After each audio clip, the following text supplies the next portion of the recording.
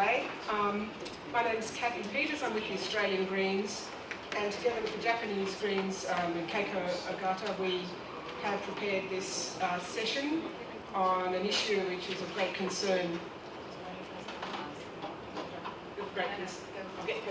Which is of great concern in the Pacific and also in Japan and in Korea. So I'll just initially introduce the speakers to you. Everyone will be speaking in English, and then we'll continue from there. We'll have time at the end for questions, and I'm going to be fairly tight with our speakers so that we do have time for you to ask questions. So Keiko Ogata from the Greens Party of Japan will start the presentation. Dominique Waikanak from Australian Greens and from the First Nations Network. Ajuma Orr from the Korean Green Party. Samuel Kulageti from Belgian Greens. And finally Michelle Schiefer, who is also an Australian Green but works in the international sphere for the International Development Committee, the IDC, and has done a lot of work in the Pacific. So would you kindly welcome all the speakers, and then we'll begin with... Thank you. Keiko will be presenting a slideshow from one of the Korean Greens. I'll let her introduce him. He's been heavily involved in the post-Fukushima disaster accident. Mr. Manabu. Thank you, Keiko. Sorry, but can you please assign me as an interpreter? I need to translate into Korean. Thank you.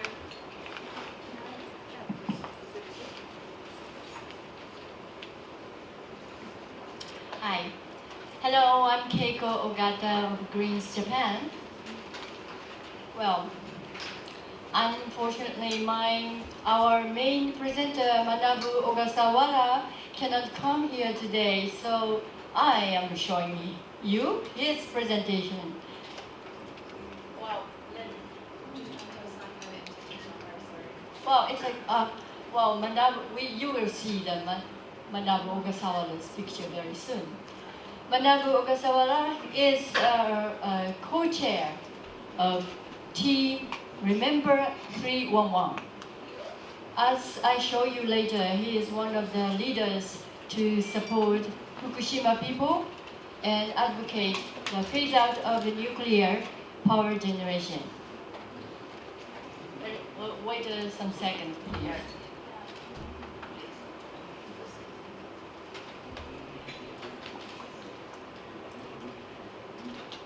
She is fixing the interpretation function.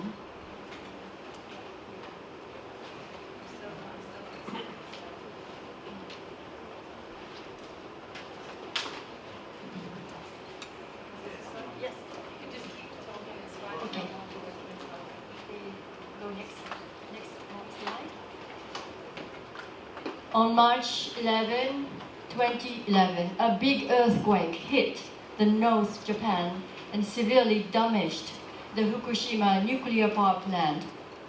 Here the map shows soil contamination, and in the center, the Fukushima nuclear plant is located. The red circle is 30 kilometers from the plant. The large circle in blue is at 250 kilometers.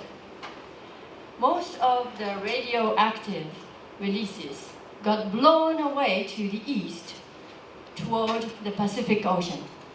Some went to the northwest and then southwest, and eventually reached Tokyo and its surrounding region.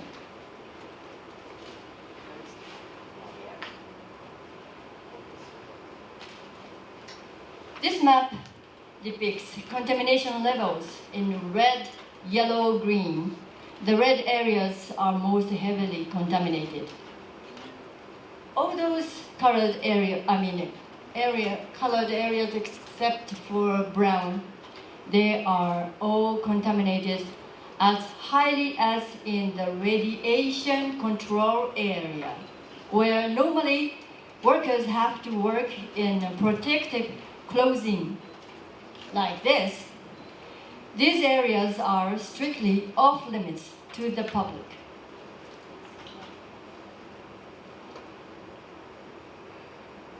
However, only residents within a radius of 30 kilometers were ordered to relocate. If the measures taken after the Chernobyl disaster were to be applied, residents in the areas shown in gray, green, and blue would have had the right to use special retreats. The residents in the areas shown in aqua blue and light blue were more exposed to radiation, so they would have been ordered to evacuate and would have received subsidies for living costs.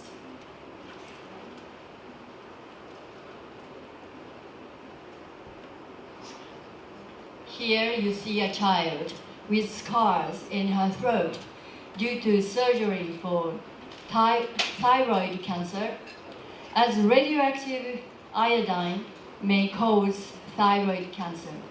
380,000 Fukushima children have been examined since the accident. Thyroid cancer is a rare disease for children, where only one patient or fewer would have been found among them. But actually, 345 kids have already been diagnosed with thyroid cancer. However, the Japanese government firmly denies the causal relation between the cancers and the accident.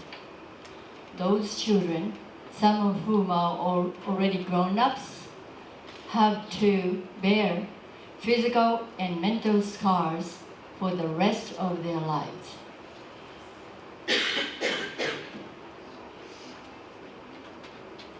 I must say, the Japanese government has helped nuclear victims of Fukushima disaster much less compared to the Chernobyl case. ICRP recommends to limit the residents' radiation dose to 1 millisievert a year.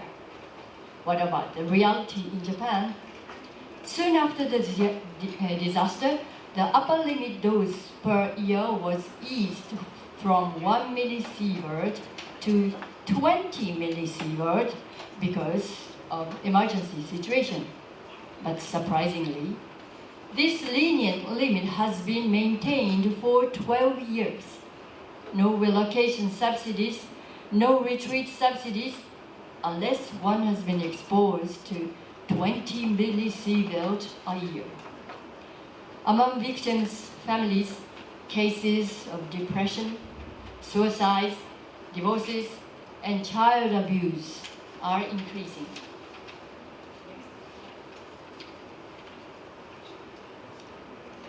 Many locations in Fukushima still remain heavily contaminated, especially the rural areas. The level of contamination is above that of a radiation control area in many places. Soil contamination will continue for more than 100 years.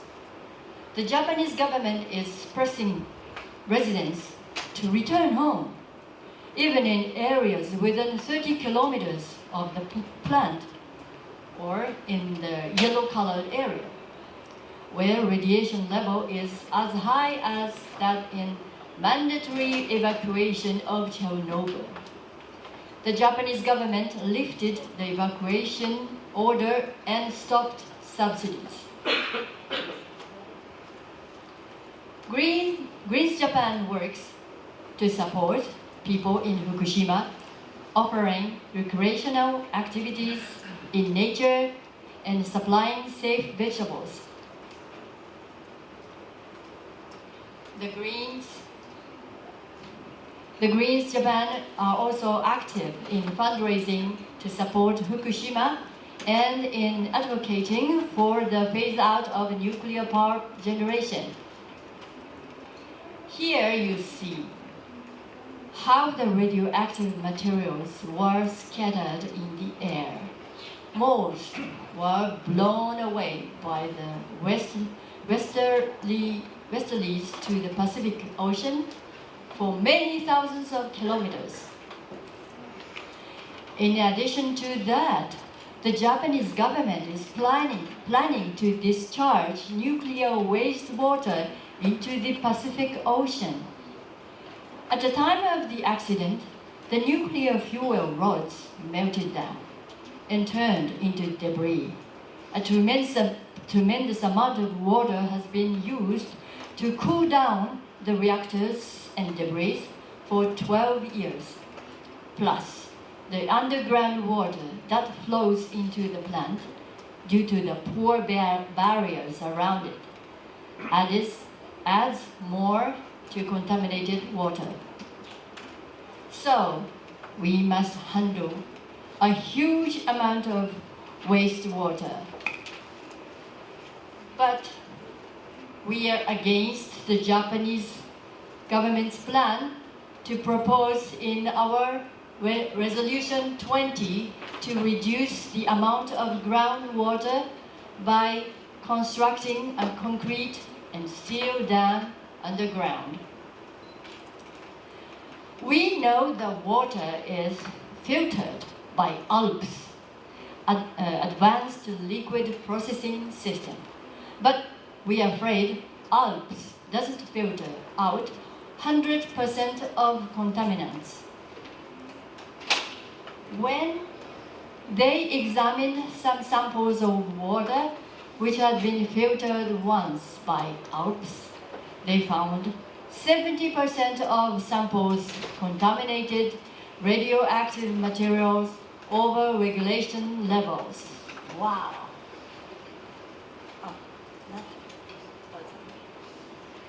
Still there. How much the water filtered twice by the ALPS? We don't know, because they don't disclose the contaminant inventory. Besides, we know the water contains many other radioactive organic matter, metals, and toxins produced by the meltdown. Now, tritium, which is a radioactive. Tritium is not removed by ALPS. Tritium is an isotope of hydrogen. It can replace hydrogen in organic compounds. It can damage cells in living organisms. When it is bioconcentrated in the food chain, it becomes more dangerous. The Japanese government says that treated water is safe, that they will dilute the water to below 1,500 becquerels per liter. But is it really safe? EU standards are 100 becquerels per liter. So Fukushima water may contain 15 times more tritium. Of course, the total amount of contaminants does not change even when diluted. Some say, don't worry, tritium and other radioactive materials are released even in normal operation. Yes, it is a big problem. But we don't have time today, so we discuss only how awful the result will be when the accident happens. Human errors can cause accidents, as in Chernobyl. Natural disasters can cause accidents, as in Fukushima.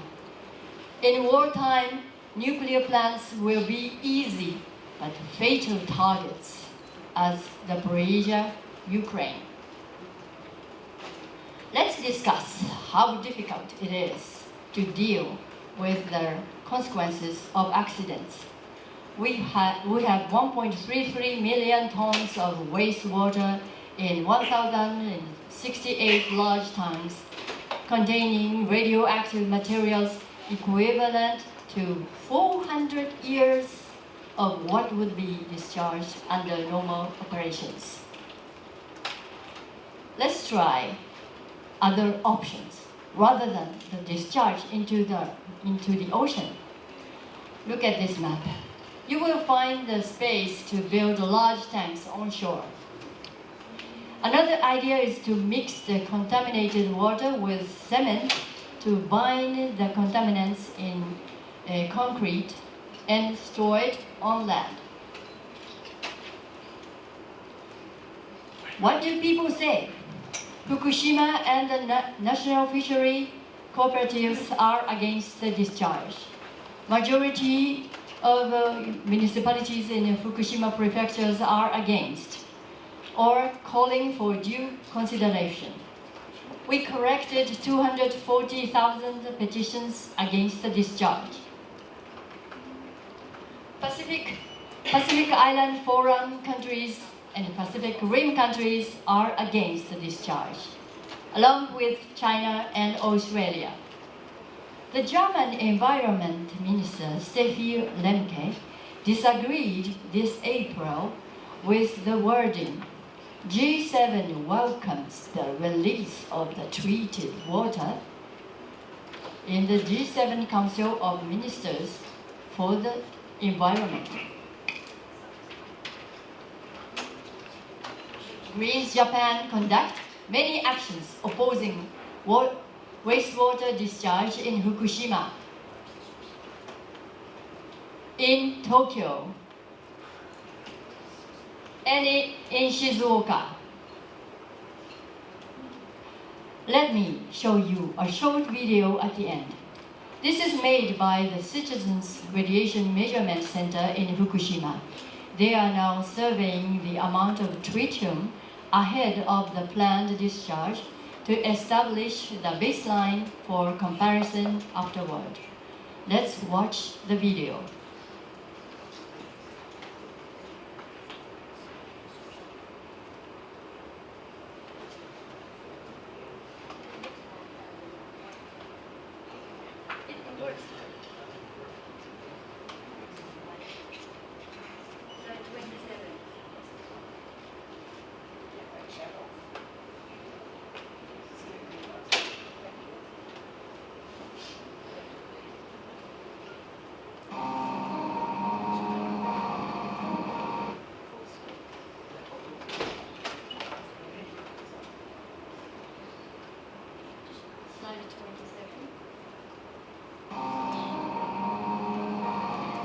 The Japanese government stated that they would discharge the nuclear wastewater after treating and diluting with seawater by the summer of 2023. Once they start, they allegedly will continue the discharge for at least 30 years.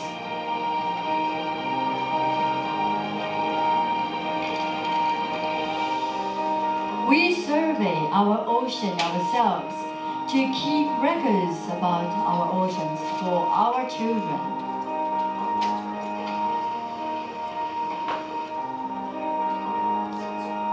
For our children.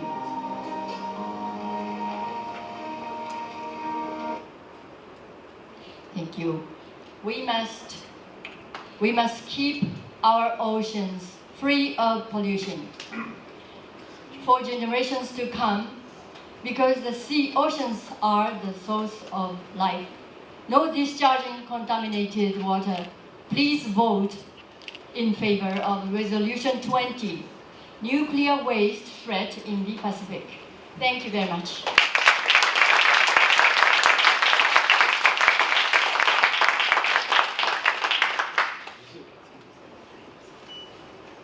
Thank you, Keiko. That was very, very interesting, and I'm sure people will want to ask questions more about it at the end of the session, but very useful information, and a lot of information that we don't get when we hear about the impending discharge, which is incredibly serious. It's going to go on between 30 and 40 years, is the plan, to keep discharging into the Pacific.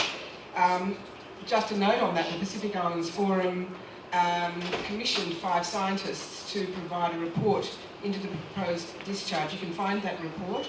We'll share it also on the chat. We'll share it on the chat for this session. You can see it.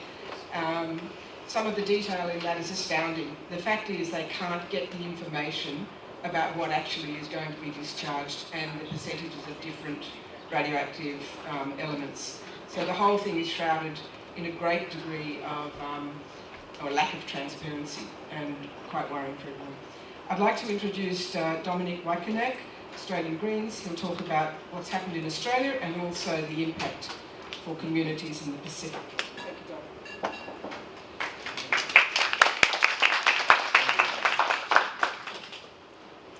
Thank you, Kathy.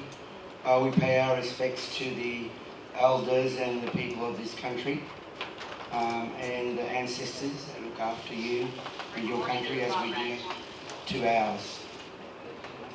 With the uranium in Australia, we have the largest mines in the world. There are 3 operating uranium mines. All of the mines are on our land, the land of First Nations people. We as First Nations people are the oldest people in the world. We know the land of the dreaming, which is now called Australia, and we know our land, we know our uranium, and every clan or tribe has a dreaming story and rules about uranium. An elder has said, "White man don't care about me. He takes our land, pollutes the water with uranium, and I die.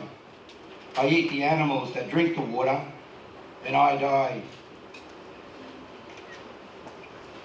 All the dreaming stories tell how dangerous uranium is, and our Creator advises us not to touch the area where the uranium is.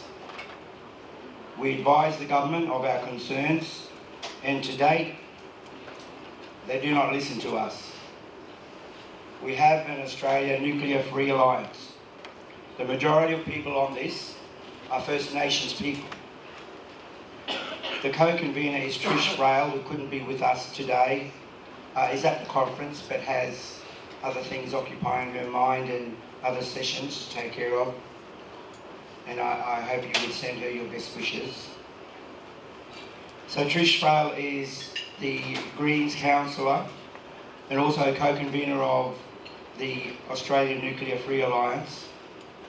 And in her area where she's a Greens councillor, she is also a co-convener with me on the Australian Greens First Nations Network. With Trish, the local government wanted to build a nuclear waste building. Trish's land has the oldest man-made structures in the world, known as the Brewarrina fish traps. Trish campaigned against it and won. It was classed as the quickest successful anti-nuclear campaign. With the government having over 60% in support of building the nuclear site at the beginning of this campaign, when Trish had finished the campaign against the site, she educated the community and had over 95% against having a nuclear site built at Brewarrina.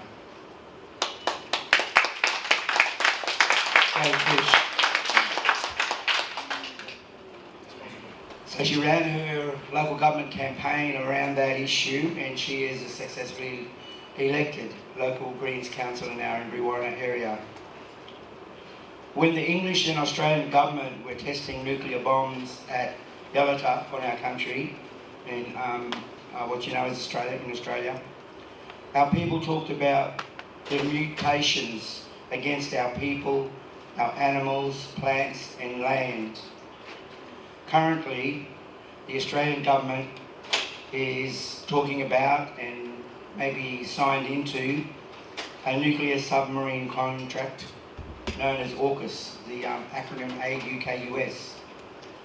And this arrangement will mean that Australia buys nuclear submarines, something like 368 billion, for which they only get, I think, 5 of the projected number of submarines that they're supposed to get. So Australia is involving itself in this whole nuclear issue around the Asia-Pacific region and obviously across the globe. On our country, when they tested the nuclear bombs at Portobello and Maralinga, some of our people talked about, after the testing, the black mist that rolled across the desert. And it blinded our people. Some of our people went blind. and they became the best spokespeople against anti-nuclear in some of our mobs, made blind by nuclear testing. We know that the trauma, intergenerational trauma, is across Asia-Pacific nations, and obviously in Japan, who have suffered the nuclear bombings at Nagasaki and Hiroshima. And we reach out to those successive generations and the Japanese people and the people across the Pacific who have actually experienced in their area nuclear bomb testing and felt the effects of it in their generations of children affected by the mutations that this kind of nuclear testing produces in our land, in our people, and in the things that we eat and we depend on for our survival. There was at one time a word, and there are different words across First Nations languages, and as Trish has written for me in these notes, basically the words mean poison. Trish has told me, and I hope it's okay to repeat what her language name for the poison campaign, the uranium campaign, was called Bunda Bunda. Basically means poison. Don't go there, don't touch it, don't have anything to do with it. And in other areas where our people know about uranium, again it has this name of a poison, and it's sometimes called sick country, because if you go there and you spend too long there, you get sick. So our people have known from a long time where there are uranium deposits and the radioactivity from those deposits and the radioactivity that uranium, even as an ore, as yellow cake, infects the surrounding country with this kind of nuclear radiation. We call it sick country, and there's just rules about, as Tricia said in these notes, you don't go there. People are told it's poison country, sick country, nobody go there, nobody stay there. If you do, then you must expect something will happen, and it will be some kind of effect, even maybe death. So around the Pacific, as you know, as mentioned by Kiko in the Pacific Island Forum, there's protests against the proposed dumping by Japan of nuclear contaminated water into the Pacific. We are developing nations across the Pacific. Australia, I suppose, is lucky it's been within the OECD, but there are developing nations in the Pacific depending on livelihood for the ocean and the sea and the marine life, and having marine connected cultures. And there have been tests already done from when the first disaster happened in Fukushima, and the nuclear contamination has already reached where people said it wouldn't go. They said it would be diluted, it would be a safe level, but this is not true. And some of our scientific testing, for those who test and have the science to stand up against what the Japanese government is saying is a safe level, can tell you the exact opposite. It's not safe. And it has already reached further than what they said it would and predicted it would. And from those facts that Kiko presented, of people having, or the government saying it's safe to return to these levels of radiation, this is not right. Okay, sorry, did I go over? Oh, okay, so quickly wrapping up. Three elder women from our desert country went on a world campaign of information, and their word for the poison was iritiwanti. So you can look up those poison words for Trish's campaign, Bunda Bunda. Iritiwanti, I think is spelled I-R-A-N-T-I-W-A-N-T-I, Iritiwanti. They got a Goldman Prize to travel the world. Stop the screen share. Show the speaker on the screen. Ah, okay. Stop the screen share, show the speaker on the screen. That's not necessary. Okay. I'm going to finish now anyway. So please think of these First Nations perspectives and these Pacific perspectives about uranium contamination to the Pacific. For the Pacific, it's our livelihood. For a marine culture. In Australian drinks, we say uranium is poison country, leave it alone, and the slogan is leave it in the ground. So let me hear, I leave it in the ground. Leave it in the ground. Leave it in the ground. Leave it in the ground. Leave it in the ground. Leave it in the ground. Leave it in the ground. Thank you.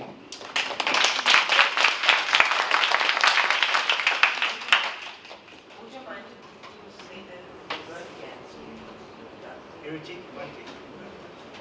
Maybe you can write it down for us. Can I quickly spell it? Yeah, please. I-R-A-N-T-I.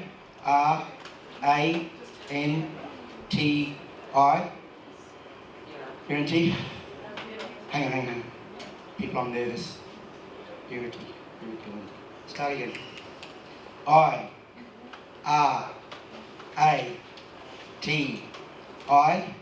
First word. Iriti. Wanti. W-A-N-T-I. Second word. It means to poison, leave it.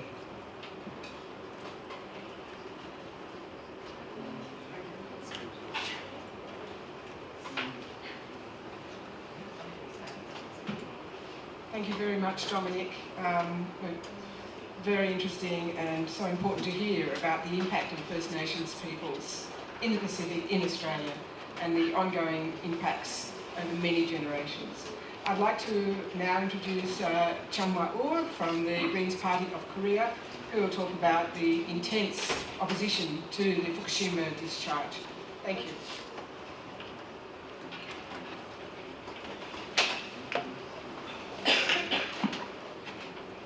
So, it's okay? So, hi, my name is Hyunhwa Oh, and I'm a co-chair of the Anti-Nuclear Committee of Green Party Korea. And actually, this matter is the biggest issue in Korea at this moment. But it's a little bit pity that there are not so many Koreans here in this session, because at this moment there is a conference in the Grand Ballroom. So anyway, this is the biggest issue in Korea now. So every week there are some different press conference or demonstration in Korea against the discharge of the water. So last month, a survey by Korean Federation of the Environmental Movement found that 85% of Koreans opposed to the discharge of the water. 85%. And it means that not only the traditional anti-nuclear groups, but also the people who are critical of the current government, such as the government opposition or the anti-America and anti-Japan groups, and a lot of people. So all these different groups want one thing: stop discharging the water. So, and actually the last month, the South Korean government sent an inspection team to Fukushima to look at the purification facility EPS and announced that it is working properly and the radioactive level of the water is below the standard. And it was the same as what Japanese government and IAEA said before. And some nuclear experts said that there is no problem to drink the Fukushima's water. And one of them from UK clarified that he will drink that water. But nevertheless, the Koreans do not agree. Why? First, the radiation standards or exposure limits or whatever, this number cannot guarantee the safety. So the effect of the low dose exposure have been studied very little. So we have no idea if this low dose exposure over a long period, 30 or 40, 50 or over long decades, is safe or not. And there are in vitro experimental results that suggest that there may be chromosomal damage, but we don't know. So what we should say is we don't know, not it's safe. Moreover, the radiation standards for each country are all different. Sometimes they are raised, sometimes they are lowered. For example, after the Fukushima disaster, Japan raised the annual exposure threshold for the recovery workers in the plants by 2.5 times. And here we see the loopholes in the standard once again. They are not that scientific and do not guarantee safety. Second, this issue is linked to the issue of the intergenerational justice. As I mentioned before, low-dose exposure can never be called safe. And if the people who are born in 2020s, yes, exposed to tritium and other radioactive material for 30 years, cannot be the same as the people who are born in 1960s. And none of the people who made this decision to discharge the water will be responsible in 30 years. So it's our generation's job to stop them from doing something we cannot be responsible for. And third, allowing the discharge of the water would give a public permission to the nuclear industry to dump its waste. The dumping contaminated water is not just a matter of Japan or Korea. It's a matter of the whole world.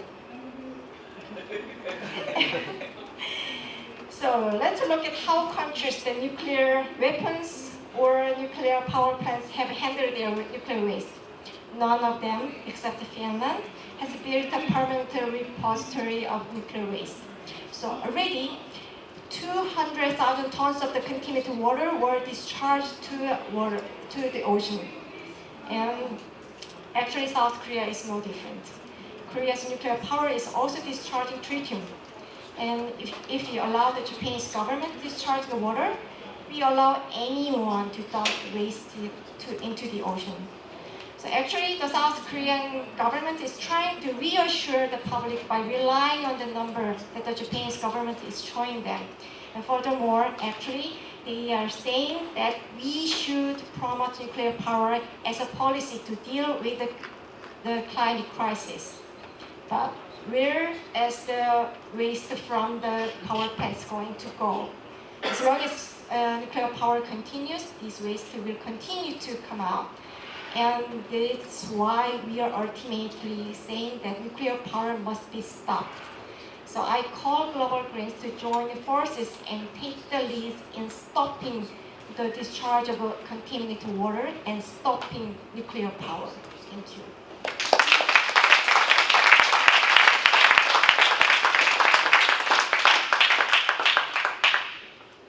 Thank you, Chunwa. And that's so important to know the position of the Korean Greens and the Korean public generally, which is hugely opposed to the discharge. Now we have MP from Belgium, Samuel, who is going to give us a bit of an overview from the situation in Belgium and also in Europe. Thanks, Samuel.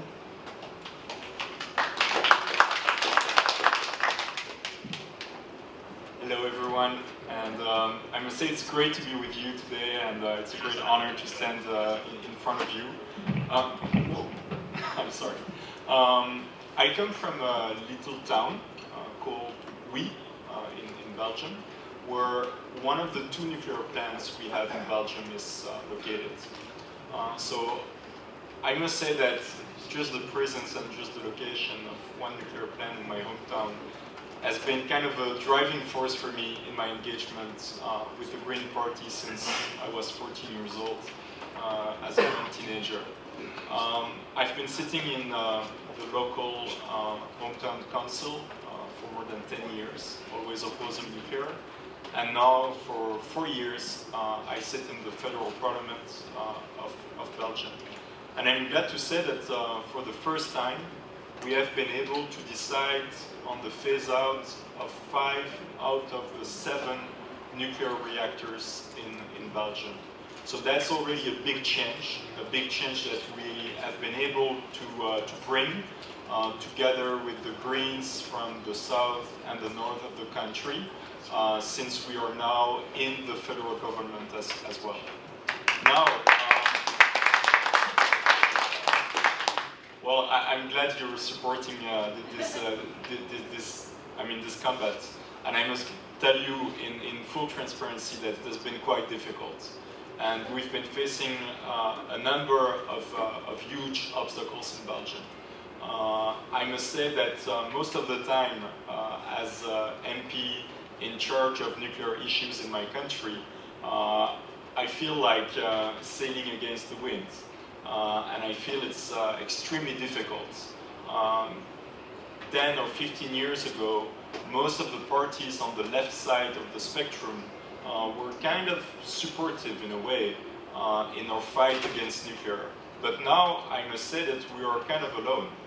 Even the Socialist Party now supports new nuclear forms like small modular reactors. So we are completely isolated. And nuclear is kind of having a revival. And I think we should face it in full transparency and honesty. It's a very difficult challenge for us as Greens to stand against nuclear now that the nuclear lobby and industry is using climate change as a new argument. It wasn't the case 20 years ago, now it is. And I would like to recall why we as Greens in Belgium, we still oppose nuclear. First, it's dangerous, but I don't need to elaborate on that because I think that the message sent by our Japanese friends and colleagues was quite clear. It's also very dirty. And on that I can maybe elaborate a bit since I live right next to the current location of the storage facility for the used fuel and for all that nuclear waste. We still don't have any option. We still don't have any realistic industrial plan to store all that nuclear waste for 300,000 of years. So you need to imagine and realize how long that is. It's huge.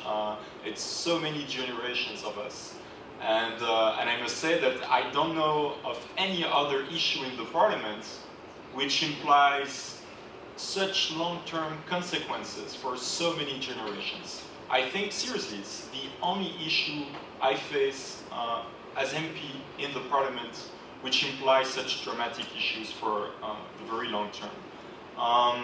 The only plan that the lobby is trying to push forward is geological storage, a bit like in Finland, like in many other countries, but that represents a cost, and that cost is huge, and currently not supported 100% by the nuclear industry. And we believe as Greens that that is a problem. We have always been in favor of a plan where 100% of the cost for nuclear waste is carried out by the nuclear sector itself. We say pollueur payeur, so polluter needs to pay.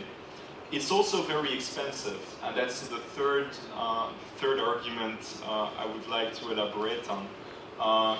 You need to realize that just in terms of insurance, most of the time you know that if you do have a car, it's probably insured by a private insurance. For the nuclear sector in Belgium, it's not the case. The private insurance refuse to carry out the responsibility of having to pay in case of a nuclear accident. And I think that's huge. When even, you know, private insurances, very rational people, right? They're bankers, they're not Greens. They have no heart. They only think in terms of money. Okay, they are not like us at all.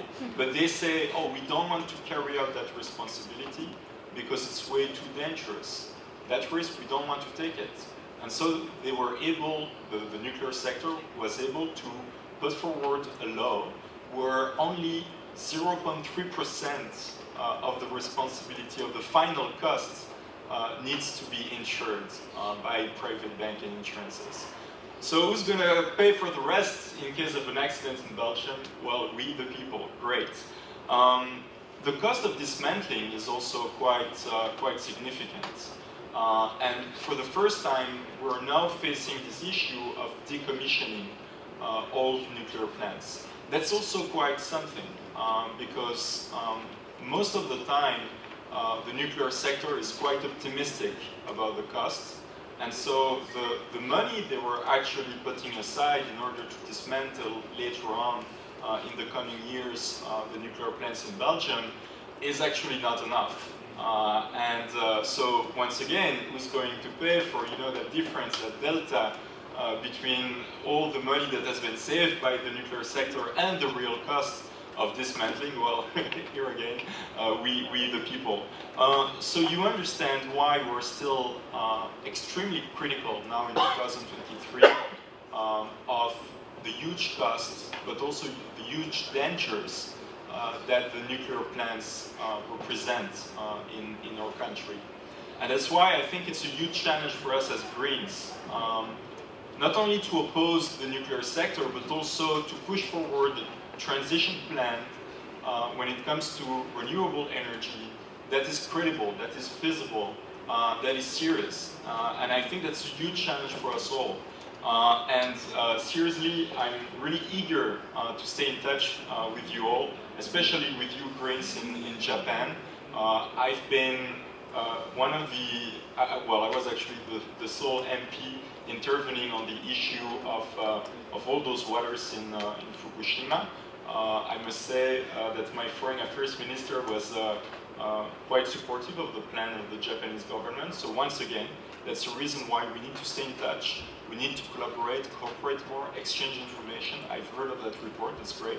I really want to have a look and to use it. And I really believe that all together, by sharing that information, by sharing arguments, we are much stronger. Thank you.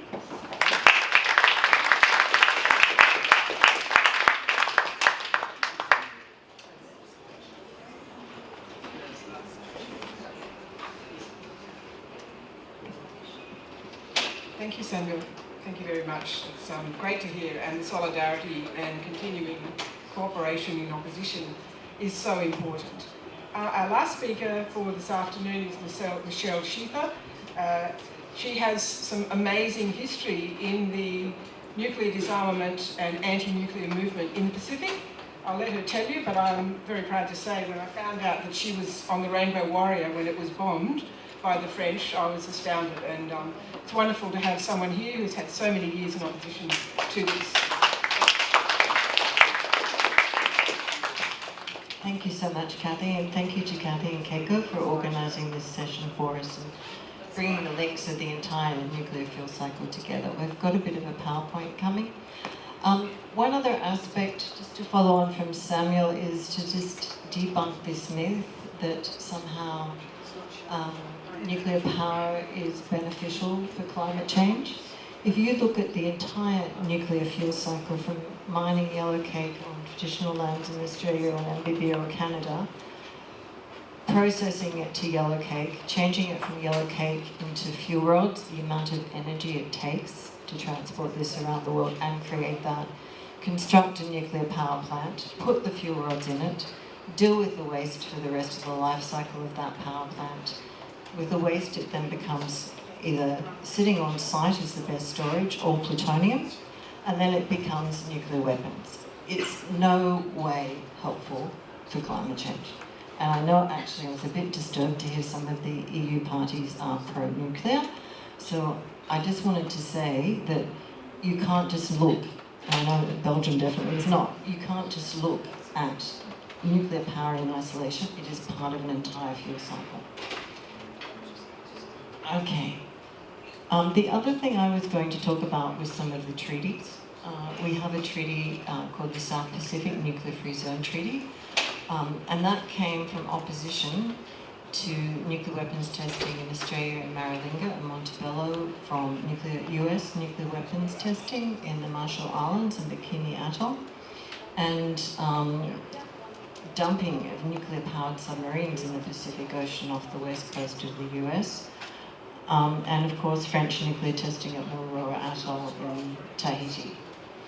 One thing very nice to say, and this might excite a few of the Pacific folks in the room, we were so happy that the pro-independence party in Tahiti, led by Oscar Tamaru, the Tavini party, was elected in a landslide in May.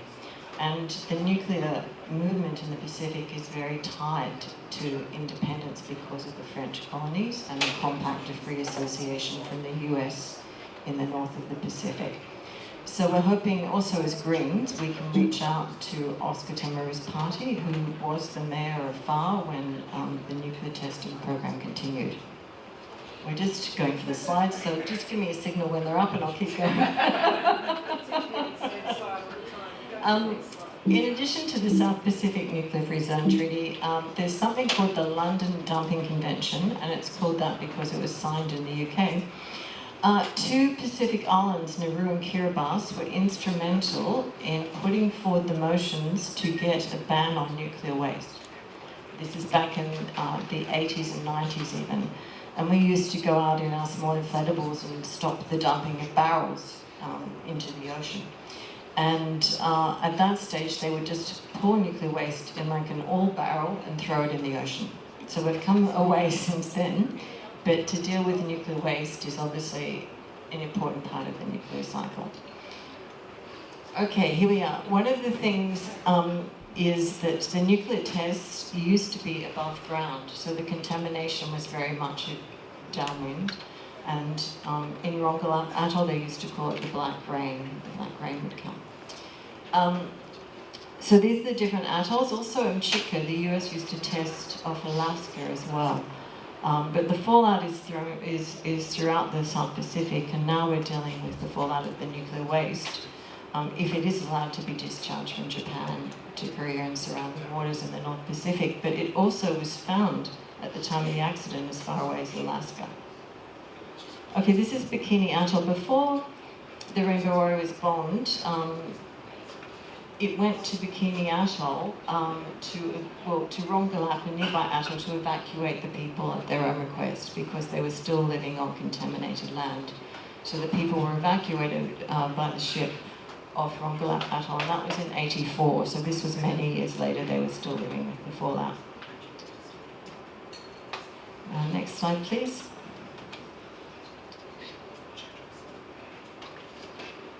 That's just a shot of what the tests look like.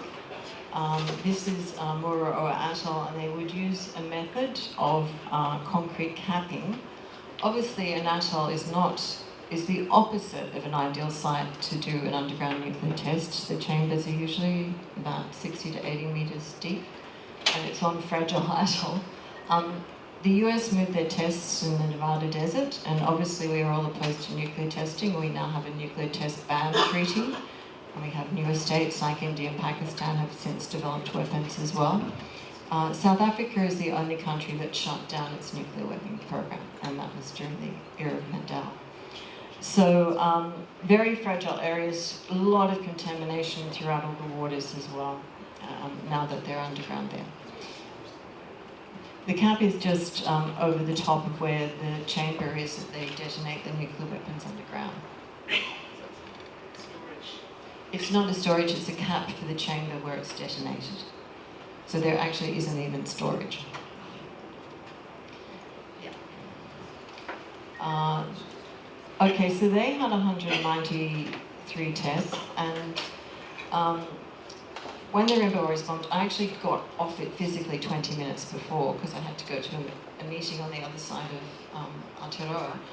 And we did have one colleague who lost his life, Fernando Pereira. He was from Portugal. But in Greenpeace, you very much have the activist spirit. So we weren't going. So the motivation was to react against that, not to be caught up in it. So we immediately diverted another ship to the nuclear testing site and kept the opposition going. I actually was at the very last nuclear testing site. Was in tests were in 1996 at Mururoa Atoll. That's the ship that was bombed, the Rainbow Warrior 1. We're out to Rainbow Warrior 3. The slogan was "You can't sink a rainbow," which was a great slide. Okay, so that's in the Auckland Harbour. So basically, we immediately sent another ship, and then we kept protesting at different stages at every test site. And many years later, I went to Hiroshima, and the mayor of Hiroshima would write a telegram or a message at a time to every time a nuclear test was conducted by a country. And it was very interesting for me because when I was at Mururoa Atoll and I was there opposing the tests, I then was in Hiroshima seeing the messages from the mayor for the tests that I was at Mururoa at. So that was a really interesting connection for me to make. So this was when it was bombed July 10, 1984. I was a very young anti-nuclear campaigner from Greenpeace Australia at the time of that. Later, I became the disarmament campaigner for Greenpeace International and moved to England. And then later I became the campaign director at Greenpeace International. So these things shape you and form you.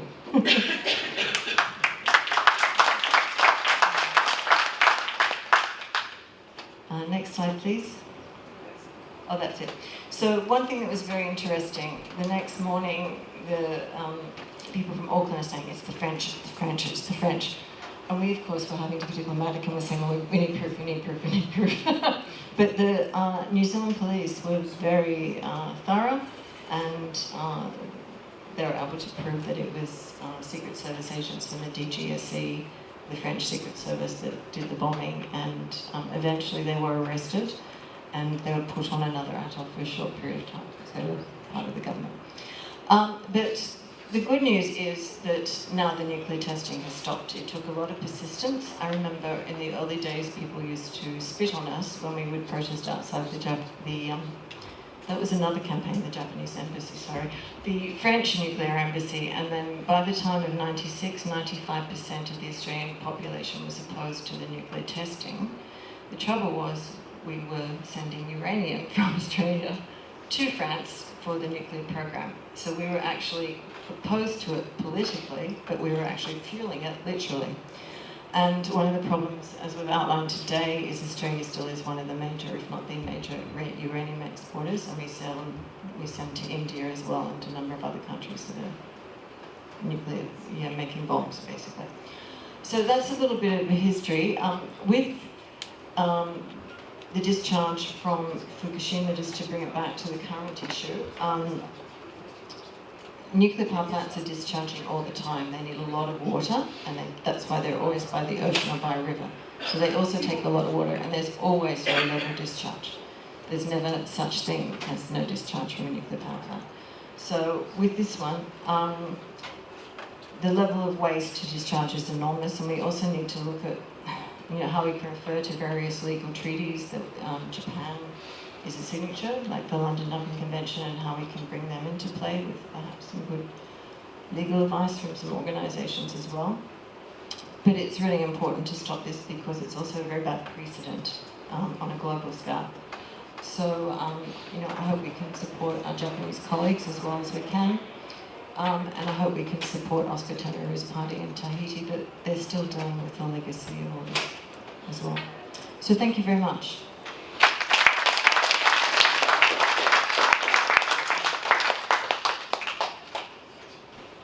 Thanks very much, Michelle.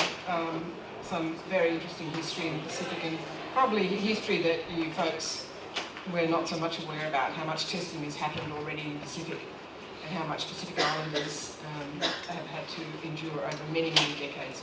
We've got time for a few questions, so I don't know if we've got a separate mic. Oh, there it is. If someone wants to be the mic runner, please put up your hand and ask a question of any of our panellists.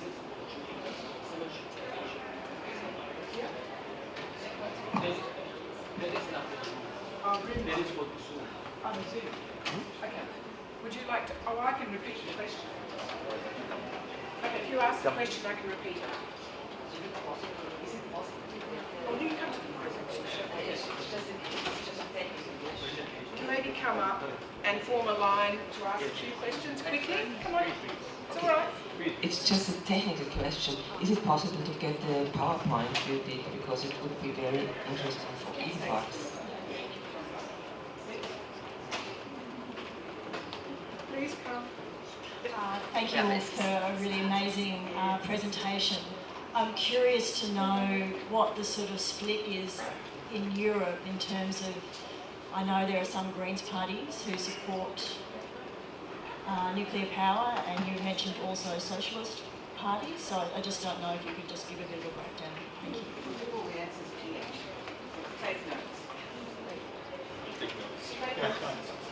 Quick questions. Up to last year, European Parliament put nuclear power on the list of EU testimony for substantial activities, which means that admits nuclear power is kind of green renewable energy. How to convince the public nuclear power is not green, because that's like make a huge impact to Asia. Like people who support nuclear power keep saying that, look, even EU admit that nuclear is renewable. So I would like to know about this. Thank you. Hello, I have not a question, but can you hear me?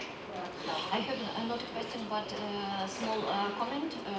Japanese friends mentioned these norms. They usually, officials usually say that radiation is under the norms or respond to norms. I'm from Belarus, and it's 23% contaminated after Chernobyl, and we also have this narrative with norms. And we have one argument which maybe can be useful also, because when they use norms, they usually say like it's norm of one time to be for person to be under this like radiation to be in contact. And we have some researches on Chernobyl contaminated territories in Belarus and Ukraine, where people on the microdose, where it's really small amount of radiation, but which was for a long time influenced people, like for 10 years, for 20 years, and so on. And they have really terrible consequences for health of human beings and for animals and so on. So maybe we can, there is almost nothing in English, but maybe we can connect and share these results, because it really can be useful argument also about this fighting this norms narrative.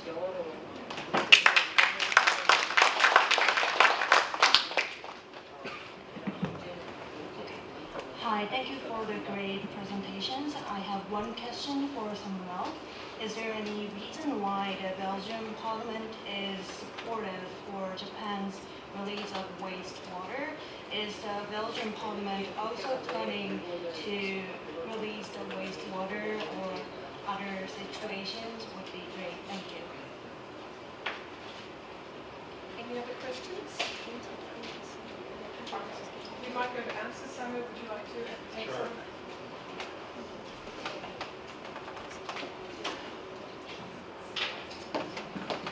Thank you so much. Great questions, really. First, on the question as to why some left-wing parties, or at least green parties now, support nuclear energy in Europe. To be honest, I don't think that there are that many green parties who are supportive of, or officially supportive of nuclear energy. I think only Finland is really outspoken, the Green Party of Finland. But seriously, in the rest of Europe, even the French Greens, you know that France is heavily nuclear. I think 70% of, or even more, of the electricity in France is produced out of nuclear plants. The French Greens are completely against it. So that's maybe a note to remain quite optimistic about the state of play with the Green parties. Nevertheless, we feel the temptation, and I personally feel the temptation of my colleagues, even within the Green parties, to support nuclear energy. There's a tendency to draw a line between the so-called old-fashioned Greens, those who were on the Rainbow Wire, I'm sorry, and those modern pro-science, and pro-technology Greens who are, listening to rational arguments, and who really make of the climate the #1 priority. And because it's the #1 priority, because they are in favor of net zero emission, they will support, as an instrument, nuclear energy. But of course, it's very difficult. Which makes it very difficult for us is that even those who keep silent are not supportive anymore, and do not help us anymore.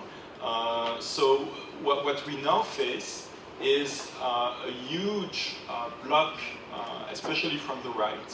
And on every issue that we defend as Greens, the nuclear argument becomes the new big thing. When you talk about employment, and you were on a debate with trade unions, local level and so on, and as an MP, of course, I do these things. The right will come up with the argument of the employment. They will say, how come you're supporting the phase out of 5 nuclear reactors? It's thousands of jobs, and you're against jobs in your own city. Wow. When we talk about climate is supposed to be your #1 issue. As green, well, actually, you're a fake green. You're supporting gas, and so on. Fine. And then of course also the prices. You know that since the Russian aggression against Ukraine, the prices have been rising dramatically, and so even though all those arguments are fake, because of course the entire nuclear park was still running at the time of the aggression, but still everyone was saying at political level, look, if we are listening to the Greens, the prices will go even up and up, and that will be dramatic for everyone. So difficult situation indeed politically, and now I think it's time to respond to the other question. On that, what do you answer then when they come with climate arguments? Yeah, I'm sorry, I need to leave time, but we can engage later on in more discussion. Now on, actually the Parliament doesn't care, so let's be honest. The Parliament as a whole doesn't care. I was the only one caring about what was happening in Japan, but the answer of the Minister of Foreign Affairs was based on a report, I believe, of the International Atomic Energy Agency. Officially, apparently, that international organization is supportive of the discharge of nuclear water, of radioactive water, and so it's sufficient for Minister of Foreign Affairs to support that policy of the Japanese government. Hence, the need for more independent reports that are more critical of that policy. Thank you again.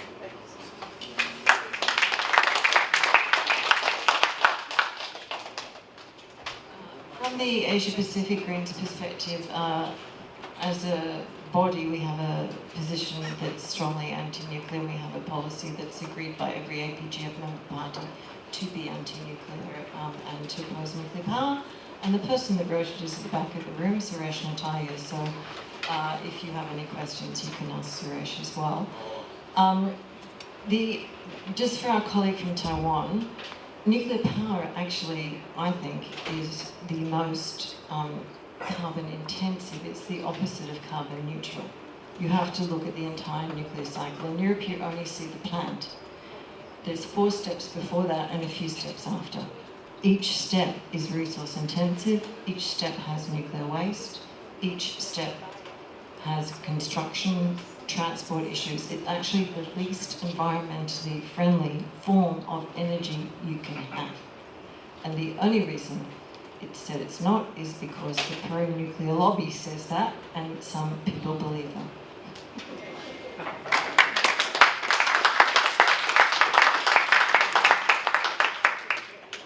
Thank you, Michelle. And on that note, I think we have to finish the session, unfortunately, but I'm sure every one of the panelists will be very happy to answer questions and follow up on some of the issues that were raised during the question. Thank you all for coming.